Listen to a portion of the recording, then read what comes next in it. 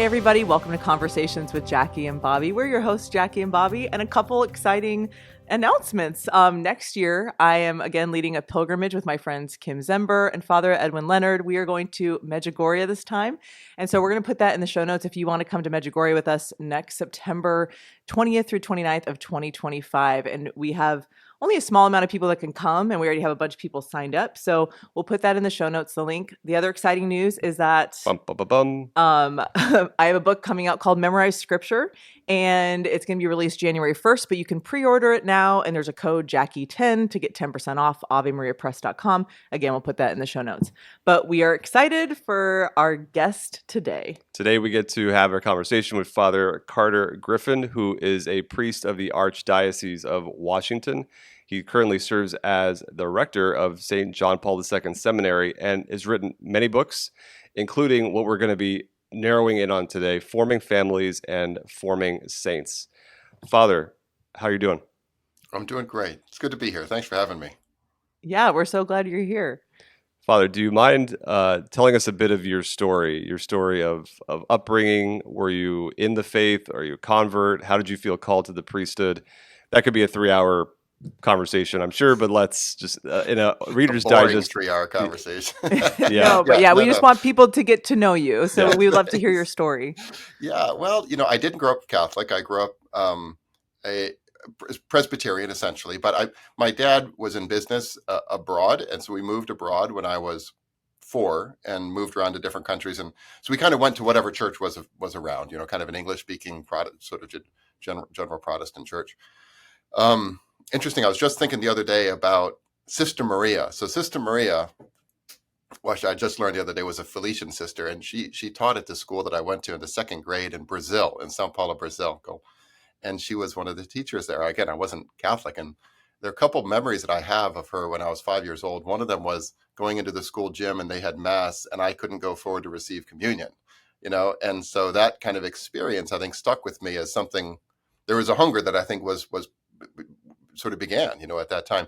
But also, I just remember her goodness. Like, a 5-year-old has sort of an instinctive sense of what adults are good and kind and, safe and all the rest of it, and she was just this beautiful person. So I think that was, in some ways, my conversion began when I was 5, I think. But anyway, I came into the faith when I was in college.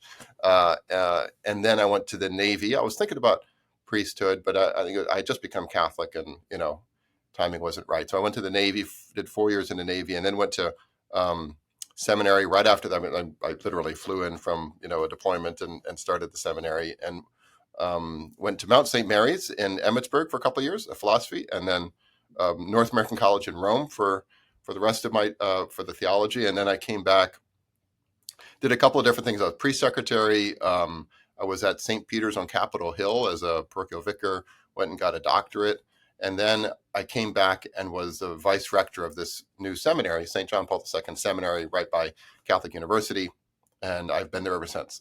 So that was 14 years ago. So I'm now the rector, and it's been a beautiful, beautiful work, working with these young men and helping, hopefully trying to form as best I can, and with the other faculty members, and above all, with the grace of God, the future priests. Yeah, that's a heavy responsibility. I was a seminarian myself for a few years for the Diocese of St. Petersburg, and what we're going to talk about your book in a minute, but the work of forming priests and forming men to consider the priesthood, to pray through it, to examine what's my story, what's my wounds, am I a good fit for this? It's a very humbling process for the young man, or not so young, who is discerning, am I called to be a priest or a religious or anyone? And even for the team, we often don't think about the staff and the faculty of that side of the equation. What, like, the weight on your shoulders of forming and discerning too the vocations of these young men before you.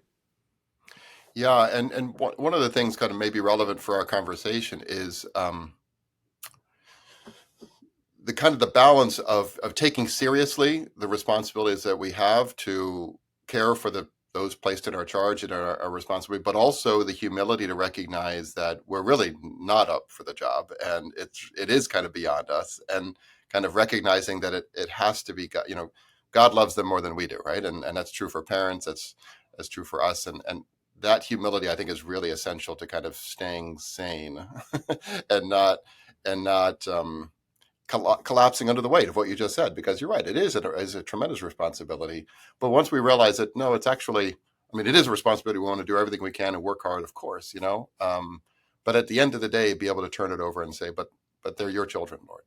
These are your seminarians, Lord. These are your whatever. So I think that's a helpful maybe lens because I think it's an important corollary to the book, frankly, because I know we're going to talk a little bit more about all that stuff, but no book is going to replace what God is going to do in somebody's life, right? And it can maybe move the ball downfield a little bit, relationships can, all the rest of it, but we have to at some level have to be able to turn it over to God and say, like, I've done the best I can. It's now up to you. So I guess that's true for seminary formators just as much as it is for parents. Yeah. So being in charge of forming seminarians, what inspired you to write a book essentially for forming families and forming kids as well? I think a couple of things. The big one, the more personal one, is just I've been blessed with a lot of friends who have families, and a lot of them I got to know as a young priest, and kind of have grown up with them. In fact, I sort of dedicated the book to them, kind of growing up together with them.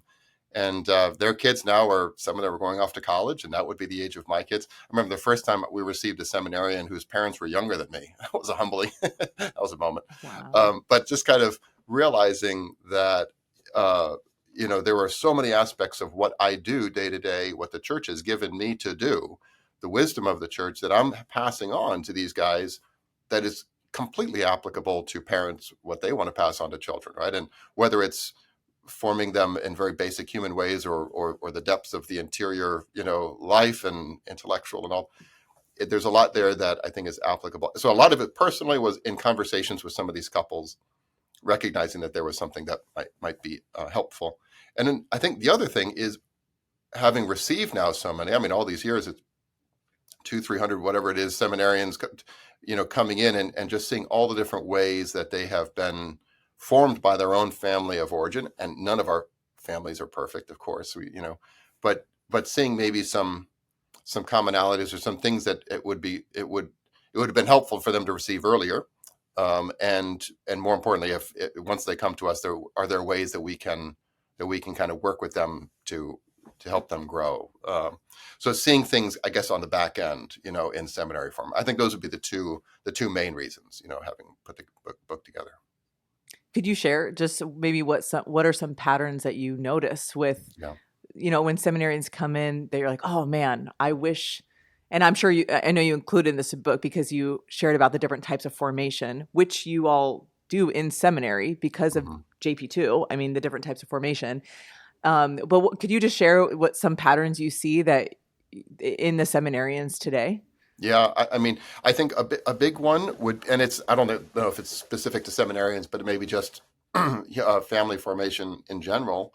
And of course, we're speaking in generalities. This is not true of everyone, or even most, perhaps. But you can almost tell when a young man comes in from a family where he has had a good relationship with his parents. And since I'm dealing with young men, it tends to be more about their dad. It's not only about their dad, but I mean, often the relationship with their father for the young men is just crucial, and being able to kind of identify that, and really, I really shouldn't say that, because I mean, I'm talking about the father for sure, and there's a lot of father wounds out there, about authority and things like that. But it's also very evident when there isn't a strong relationship with their mother, So I mean, I would say that that's key.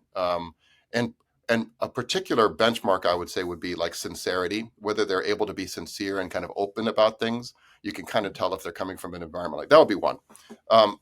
One maybe more obvious than that, and probably more common than that, would be struggles with different areas of chastity. I mean, it's just pornography is such an epidemic, and so guys who come into the seminary are like everybody else in the culture, they're just kind of being bombarded with this stuff. That would be one. I think the capacity to make a commitment is a big one. Like, are you able to and I think that begins real small, as a child. Like, no, you said you're going to do this, now you have to do it, and it's like whatever it might be, and also just growing in fortitude, right? Which is one of the chapters on fortitude for that reason. It's kind of like, how do we grow in this capacity to say no to ourselves and things like that. I think at a human level, those would be. I think there's a lot of anxiety too. Would be another thing. I don't want to ascribe all this to families because I think there's a lot of stuff going on there. I think social media has a big role to play, especially with young women. But not only, pornography, just like pornography is not just young men anymore, social media is not just a problem for young women anymore. I mean, it's just these things are really affecting our kids. And so you can kind of tell when there's been a family that has put some clear boundaries on that and really struggled to, which is hard, and it's an uphill battle sometimes. But to give the kids some command over their own use of these different technologies, I think that would be another one. So those are kind of some of the trends I think we'd see. You structure the book in the same way of the 4 pillars of priestly formation, which are human, intellectual, spiritual, and pastoral. So that's the movement through this book, forming families and forming saints. And having been a seminarian, it is something that is close to my heart. Like that framework of what does it mean to be a well-rounded, integrated man or woman? And if there's a through line in our particular podcast here, it's the human formation in all it entails, in all those different angles. And so this book, I really enjoyed reading through it. And there was a chapter on magnanimity. I can never pronounce it right. Magnanimity. Anemone. Our friend Alob tried to write a song about that virtue, and it didn't go very far. Could we get into like what does that mean, and how do families form souls, like the souls of our children, to be great, instead of just kind of settling for the here and now and are having desires that are too small. Right. So magnanimity is literally greatness of soul or greatness of heart, great-heartedness, And it's interesting because I think a lot of people think Christianity can't produce magnanimity because, Christianity is all about becoming small and humble and, a servant to others. And that's, of course, that's all very true. And I would argue that those are, in fact, preconditions for becoming truly great-hearted, And so in a certain respect, it requires some of the virtues of Christianity in order to be truly magnanimous. The ancient pagans believed in magnanimity. Aristotle writes a whole thing on magnanimity. And he has this thing where, like, the magnanimous man walks slowly. I kind of like that one. It's sort of like there's that sense of, like, kind of the dignity of, you're not rushing from here to there. I think there's a lot we can learn from all that. But critically, he didn't have the understanding of the virtue of humility, right? And the Christian does. And what that humility means for us as Christians is that kind of the old self, if you will, the rebellious self, the one that's going to kind of constantly take us away from becoming great is what we're fighting against in our lives. That's the life, that's the growth in virtue. And the more we do that, the more that God, in a sense, can fill us and allow us to become truly, fully alive, who we're intended to be. So the greatness of soul that we're called to, that's what the virtue is. It's the capacity that we have to reach out towards great things. And that great things from our perspective is not going to be necessarily the great things that the world thinks of as great. It's not going to be reaching out for power or ambition or position or wealth or influence or anything like that. All those things might be a kind of secondarily needed to do the kind of great things, but for most of us, they're not, right? The great things that we do, raising a family is a great thing. That requires magnanimity, right? That's to reach out for that. And so I think what we do, first of all, to form any virtue is model it, right? So I think when parents model that kind of greatness of soul, reaching out towards great things, doing something worthwhile, like, doing the difficult thing when it needs to be done, having aspirations in our lives, wanting to make a difference in the world, wanting to, reach out to those in need, whatever it might be, a kind of a liberality of heart towards others. And when you read about something in a newspaper or you hear about something at school or whatever, we read it in the best possible light, not the worst possible light. I mean, all these things that are signs of a kind of a greatness of heart, that we live those ourselves, our kids see that in us, and that's the best way to model it. And then you kind of are sort of, you're creating a culture in which they are open to great things themselves, whether that's the great things that a 6-year-old, in life of a 6-year-old are great, or the great things that, an 18-year-old who's thinking about what he or she is going to do with their life. So magnanimity, I think, is one of the great hidden needs of our time. I think there's a tremendous amount of pusillanimity out there, which is even harder to say than magnanimity. Smallness of soul, pusillanimity. You have to say it slowly. But that kind of shriveled heart of just like, I'll get by with mediocrity. Like what's the least I have to do? I don't want to be troubled by this. I think a lot of people are reluctant to enter into commitments today because of pusillanimity, including the commitment of marriage, or if married, the commitment of children, or if children, only maybe one, possibly two, if I'm really feeling, and I don't want to discourage that or berate that, but I mean, let it go, like like unleash the power, and grace can allow us to reach out towards something really great with our lives. So that's kind of what I sort of see as the importance and the role of magnanimity. What are some, so you talked about sincerity, which was so beautiful when you shared about that, because that's so true. The ability to be truthful about ourselves, and even just that vulnerability, that when you have a good seminarian who has sincerity of heart, they're willing to be honest about the state of their heart, their soul, maybe their mind. And so I love that virtue, the magnanimity. There we go. So what are some other virtues that you really, obviously within the different chapters of your book, that you just think are so important for families forming children? I think a huge one. I give a talk at the beginning of every year here at the seminary on supernatural outlook, and it's actually closely related to magnanimity. I think that kind of the two go hand in hand. A supernatural. There are other things you could call it. You could call it like the perspective of faith. You could say the lens of eternity might be another. Whatever. The idea is, how can we look at things going on in our lives from the perspective of faith? I mean, it sounds so basic, but it's remarkable how little of our lives we look at through the perspective of faith, unless we're conscious about it. If you think about when Peter, says, "Oh, this is not going to happen to you, Lord," when he talks about his passion, and Jesus says, "Get behind me, Satan. You are not thinking as God thinks, but as men think." Right? He's saying you're not having a supernatural outlook here. All you're seeing is, I'm telling you I have to go to the cross, and I'm going to have to, and you're just looking at it from a purely human point of view. So I think supernatural outlook is huge. It means that we can see some of the smallest things going on in our lives, and we can realize how important they are. On the other hand, these things that overwhelm others and just kind of crush them, for us, we're like, yeah, well, win some, lose some. It's like there's a way of like putting things in perspective. Is to take the example of seminarians or college kids or whatever. They have this huge paper, this huge exam, or okay, that's important, and maybe you don't do as well at it as you might like to. But a year from now, 5 years from now, 10 years from now, is it really going to be that big of a deal?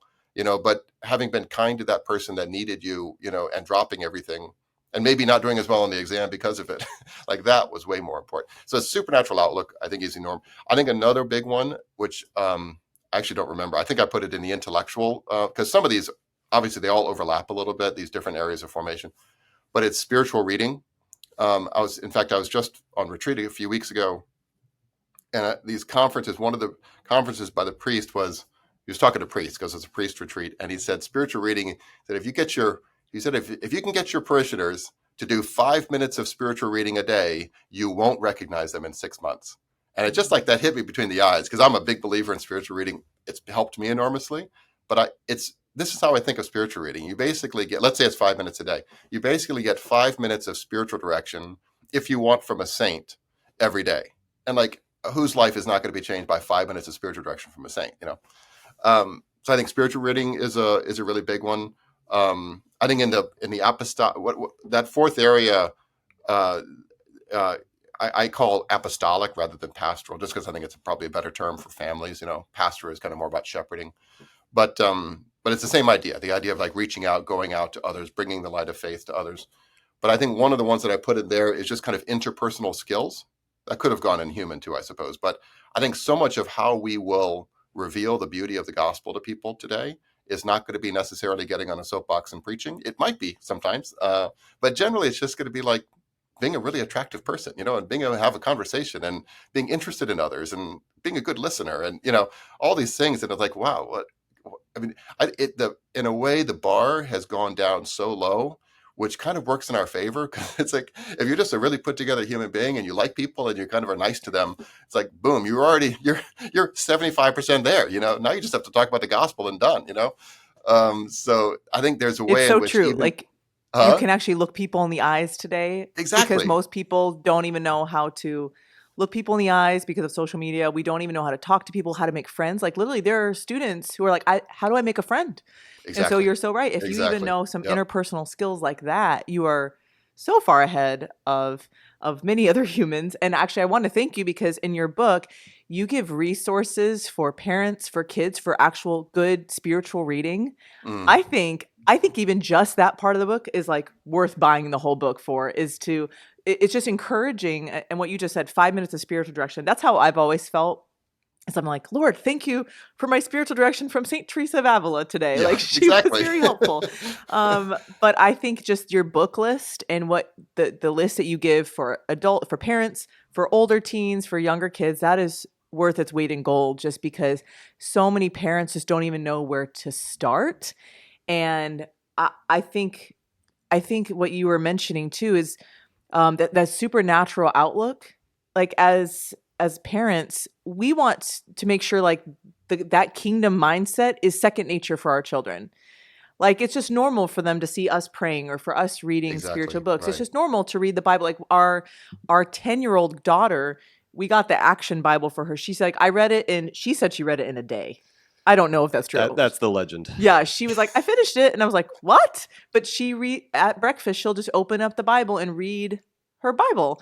Wow. And so for that to become just something that they're thinking about heaven every day, they're thinking about helping others and anticipating others' needs, like that to become second nature and what it's so true is that obviously the parents are the witnesses of that, and kids are very attentive to how parents act versus what they say. Yeah. So I think that's so beautiful, that supernatural outlook, and just as families to make sure that's just part of who we are. That's our second nature. And it's not just we go to church on Sundays, but that's our everyday life. Is we wake up, they see my husband and I will do liturgy the hours separately, but we're both praying, we're both reading our books. We pray the rosary together or the Divine Mercy Chapel as a family. Like there's just things that happen that they're like, this is just this is normal. This is not weird. And we have friends who do it too, so it's not weird for them either when they go to friends' homes. It's a sacramental outlook. Yeah. Yeah, that's right. It speaks to wonder. How the sadness of when we lose that sense of childlike wonder. Yeah. And we just kind of take on this jaded cynicism and this materialistic outlook of this is all there is. Might as well just, go to college, to get a good job, to join the rat race. And it's like the wonder of a kid that our kids have to look at every single flower and try to touch every single bug. And it's like, come on, we got to get going. But like the beauty of that, being in that present moment, and everything is new and everything is exciting and everything is breathed in by God at some level, and to like foster that and keep that going and let prayer just be something organic that happens. It's easier said than done, but you had some really great encouraging words on fostering that supernatural outlook to like within the home. It's totally and Father, easier said. I would ask you just for the different categories of human formation, intellectuals, just for people who maybe don't know what that means. Yeah. Could you kind of just summarize each of those pillars and how it would relate to family life? Yeah, right. So the human is kind of the foundation. So these would be human virtues that don't necessarily mean that there's a kind of a Christian or a Catholic twist to them. These are things that we would share with all human beings: diligence and sincerity, and all these different aspects. I mean, we would live them differently as Christians, and grace is associated and so forth. But they're ordinary things that of the four cardinal virtues, prudence, justice, fortitude, and temperance, and everything that flows from them would be included in this. And then the spiritual is our relationship with God. So it's our prayer life, and it's how we interact with the church, the liturgy, the sacraments. All of that would be part of the spiritual. And as I think the supernatural outlook is kind of in a way the lens through which we see the world because of that spiritual, our interior life, our relationship with God, starting with the sacraments. Intellectual would be the formation of the mind. So that would be And intellectual is not academic necessarily. Academic is kind of going to school and classes, and that's a huge part of how we gain the intellectual formation that we have as adults typically. But it's not the only, and in the long run, it's not even the most important, right? Because it's a lot of it is going to be that formation, either formation in the faith or any other intellectual formation, but that continues through life, and we're probably not going to be in a classroom for the rest of our life. So how do we build those habits to continue to grow intellectually? And then apostolic would be being apostles, right? Bringing Christ to others, and in all the different ways that might happen, and some of these interpersonal skills that I was mentioning, or learning how to help others, as you were just mentioning, Jackie, and also discovering our own vocation and helping your kids discover their vocation, right? So like that's a huge part of it, because the way that you two are exercising your apostolate is through the vocation of marriage. Like that's the primary sort of route for your apostolate to your own kids, and to the wider world. And so helping your kids figure out if that's the same way, typically it is. I mean, most people are called to marriage. If that's the same way, or if there's another way that they're called, to live out their apostle. So forming that vocations culture, I think, is an important part. So those would be kind of maybe a quick summary, I think, of the four areas. And like I say, they all kind of overlap. So sometimes it'd be something, it's like, well, that could be intellectual or it could be human. And, you don't really have to worry about it too much. So. You talked about beauty as well. And what is the state of our home? There is always clutter. There's stuff shoved off to the sides of these cameras you can't see. I just want to make that clear. But the importance of beauty in the home, and it doesn't mean we have to make our houses into a monastery. Right. But or a model home. Or an unrealistic model home where you're not allowed to touch anything or have fun. Exactly. Is it warm? Is it inviting? And is there religious artwork here and there that does show this is just a part of the supernatural outlook is to lead with beauty in a way? Yeah. Yeah. And I think especially when you're talking about like beauty in the home or beauty of attire and dress, I think a certain kind of naturalness is very important, because, there can slip in a little bit of, eccentricity, I suppose, like in our exercise of the faith, or even a kind of a clericalism, which maybe not be about clericalism per se, but that somehow we have to be kind of in uniform as Catholics or as Christians, and to kind of have that ease and that confidence and that personal sort of dignity of being able to dress modestly, sure, and in a dignified way, but kind of in a way that people recognize as beautiful and good and attractive. And that's part of, like we were talking earlier, like the bar is kind of low, like if we just kind of learn how to be an interesting and likable person, like we're halfway there towards bringing others Christ. And I think that's true for the physical and the beautiful way that we dress or have a home or keep the lawn or whatever it might be. So I think some of it is just kind of a natural kind of beauty. But then there's also this recognition that there is exquisite beauty that we can bring into our kids' lives and into our own lives that can be a real vehicle for our encounter with God. I think I start that chapter with the story of Paul Claudel, right? And it's in the late 19th century, and he's an atheist, and he's wandering along, and it's raining, and he pops into Notre Dame Cathedral, of all places today, and he remembers where he was standing, and the canons were over there praying Vespers or whatever it was, and he said it was just so exquisitely beautiful that it became this encounter with God that kind of stuck, and he lived an incredible life and a very deeply Catholic life, and it all began with that encounter with beauty. And so are there things, whether it's beautiful music and beautiful art and beautiful nature, bringing kids outside, whatever it might be, encounters with beauty will help also it forms the mind, and it will help preserve them from so much of the kind of the crass ugliness that is out there today. Because the more that you are in kind of immersed and simmering in beauty, and then you see something ugly or impure or whatever it might be, and it's like there's just almost like a natural revulsion, and so I think it can also form the imagination in a really powerful way. Beautiful literature, good plays, good there's so many ways to do this, and obviously age appropriate, but as kids growing up and giving them, but it's also great for you, like you also have this great opportunity to encounter beauty again, or for the whole, if the kids got older, the whole family sitting around and listen to one movement of Beethoven's Ninth, or whatever it might be, and just like, let's just listen and talk about it, and you take 4 or 5 minutes and listen, and there could be great ways that parents could, I think, bring beauty into the lives of their kids, in addition to, some of the stuff you mentioned. I read an article a while ago. It argued for using the fine china with your children. Oh, yeah. Like, don't just store them away for one day a year for a special occasion. Like, accustom them to beauty.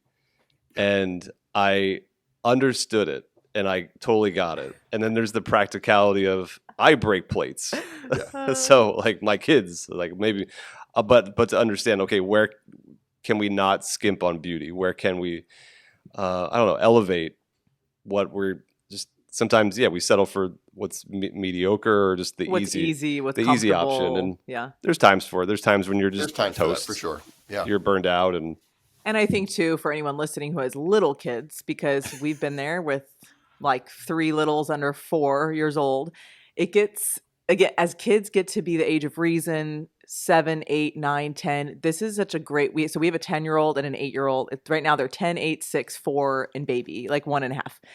And just as our 10 and 8-year-old, it's so cool to see how mature they have gotten and the things that they are capable of. So now when I speak to even middle schoolers, I'm like, I can speak about certain things with my 10-year-old. I know I can say these things to you because there's a maturity at a depth of a 10-year-old and an 8-year-old heart that sometimes we dumb things down or we don't think they can handle it. So even the beauty of using the china, like we definitely could do that with the 8-year-old and the 10-year-old. Maybe not, maybe the 6-year-old, the 4 and the 1.5-year-old.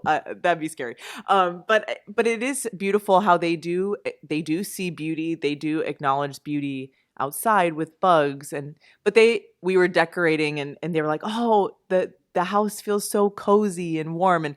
And they can sense that there is a beauty even to that you're making something, again, not cold, because some things when they are beautiful can be kind of cold or like very modern type of decor or whatever. But it's like, even if it's modern, we always want to make it warm, cozy. You don't feel like you can't sit on a couch, of course, unless someone's coming over. And to Bobby's chagrin, he's like, how long do we have to keep the house clean? And I'm like, just until they walk through the door. How long do we have to pretend like we don't live here? Oh my favorite moment of hosting anyone is 2 minutes after they arrive. Yeah, because then Bobby knows it can be great. You've seen the house and it's pristine, and now it will devolve. And now we can all the pillows on the couch can be thrown, and everything will be fine. Yeah. Yep. Father, what? And I think there's really creative ways also to kind of enhance beauty, which don't cost more money, and sometimes they can even cost less money, right? It's and taking advantage of those, and it could making them a fun excursion with kids, to go out to the flea markets or whatever it might be, and finding things that are kind of someone else's trash, and now you're a treasure, and you're bringing it home, and you can. I remember my mom has passed away now, but she had this great eye for being able to go, what she called antiquing. And it was, you go to these antique things, but you're not buying the big expensive, she'd find this thing and then she'd put it in this, and it was just like, that was really cool, and she had this gift and, and loved doing it. And not everyone's going to be in the same boat, but I think what we can grow in that a little bit by being able to sort of, detect that thing, which sure, in this, maybe if I brought it home and put it in this new context, it could be actually really beautiful. And I don't have to get the prefabricated thing from Amazon this time. I can get something different. And like you said, there's a time for everything, and I certainly don't want to set the bar high. And it's kind of it's kind of making, I suppose, lemonade out of lemons kind of thing. If you don't have all the resources, and let's find a fun way to create some beauty around us then. Yeah. What I think is beautiful in your book, even just in the beginning, you were sharing, like, people are like, who is a priest to tell me how to form a family, right? But people said that about JP too, when he's talking about love and responsibility. He's talking about marriage. They're like, who are you? How do you're a priest, like, you're celibate. How would you know? But truthfully, what you just said in the beginning of when you're walking with families, you're growing up with families and you're seeing that. But even the fact that as families, we need frameworks too.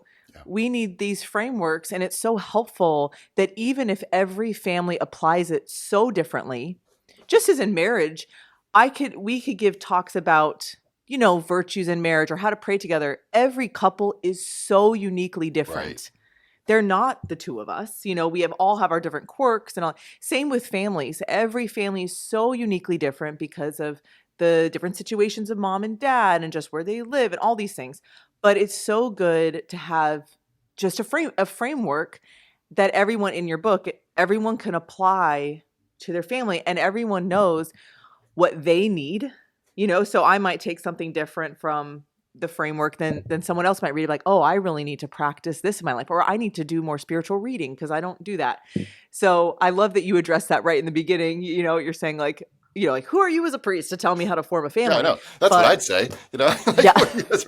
But, one thing to your point, and Bob, you'll remember this, but, in the seminary, one thing we have the guys do is each year you come up with these goals. And, we have these different areas of formation. And so you have to come up with a couple of goals for each of the areas. And one thing I always insist with the guys, like, I don't really care what the goals are, right? And what I want them to be useful, right? I don't really care how small they are, but if you think you need to grow in these two areas humanly, and you don't have, you don't have to shoot the moon, just like find something. And then, so it's a goal. And then it's like how you're going to get there, some practical ways. So you're going to, try to become a better listener. That's one of my goals, and these are a couple of ways that I'm going to kind of quiz myself on every now and again to know if I'm getting there. And I think that might be one way, to your point, Jackie, just like the different needs that different families have. And also each child has, right? Each child is going to need different kinds of things. Personalities are different. When they come along and the family is different, the first and the 10th child are probably going to have different needs. And the parents will certainly have different needs by that point, and so you try to figure out what are some of the goals humanly, spiritually, and, and maybe not that they have to see what they are, but it might not be a bad idea if the parents themselves had, I'm going to try to have a couple of goals humanly and spiritually. And so it becomes kind of this family thing, and the kids are able to kind of touch base with you on it and see how they're coming along. I find that probably young kids wouldn't be the same way, but older kids, older teenagers, I think they really love to feel like they're growing. They love to feel like they're kind of being stretched. And if they can see, I had this goal and I've accomplished this goal, they can see that they're kind of growing. I think there's something really powerful in that. And it sets up a great habit for life, of kind of continual growth. Yeah, that's beautiful. And truthfully, when you get married and then you have kid number one and then kid number two, like, you're constantly recalibrating life. You're constantly recalibrating your prayer life, your spiritual life, because things change. I have a friend who, she's a mom, and she calls it the momastery because she actually was in the convent for a few years, and when she became a mom and she has 4 or 5 kids, she's like, it's become the momastery, right? Like, I can't do the same things I did when I was single. Like, I can't go to adoration all the time. I can't do this and this. And even for me, my prayer life as a single person versus now as a mom is so different. And so you're constantly recalibrating in the different states. But I love that, again, the goals of, okay, every year, every few months, or even every week, like, how can we work on this together as a family? What does our family need? What do we need? It really, truthfully, I feel like some people can get really discouraged, but it helps to know you're constantly recalibrating. You're constantly having to make goals and to see, where are you on this journey of your faith, or just, again, in your human formation. And as we both just hit middle age, I feel like God's just, you kind of sometimes, well, I guess I felt this, like, yay, I had my conversion, we're good to go. And then God's like, nope. Like, God's constantly taking us deeper and deeper into our hearts, and he's constantly wants us to be holier. And so there are things that will be revealed in your 40s, your 50s, that you're like, I didn't even know that was there. Or just like, oh, I thought I was over this, or I thought I had grown in this. And so just any encouragement for families or parents listening to this is, it's constant growing. You're never done. Right. And it is good to make those goals. So, Father, I would ask, just what encouraging advice would you give to families at whatever stage they are, whether they have young kids or grown-up kids? What's your favorite thing to tell families? Especially if there's any families that might be like struggling in their marriage or struggling with a particular child. There's ups and there's downs, and as Jackie said, you have a very unique perspective as a priest, as one who is standing on the outside and yet seeing so much. What has the Lord put on your heart? What would you say to encourage marriages, families out there? I think one thing is just, we've had a lot of seminarians come through the doors here, and from a lot of different family backgrounds, and a lot of really beautiful families, and a lot of families that are really struggling, and, broken families, the whole thing. And sure, are there lasting wounds that take a long time to heal? There are.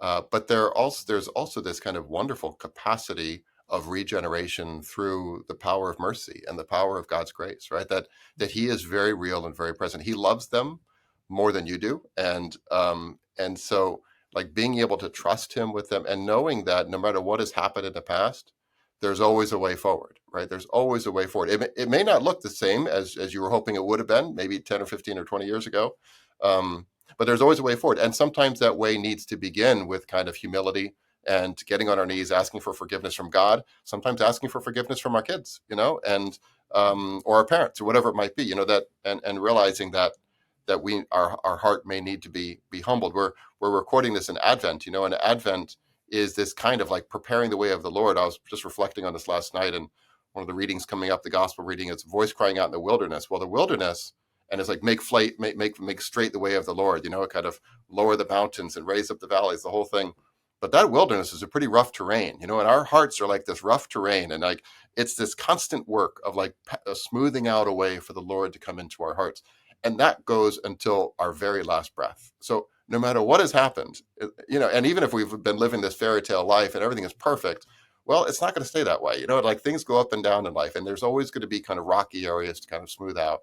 And to take confidence that the Lord wants to do that in you and in the hearts of your children, infinitely more than we do.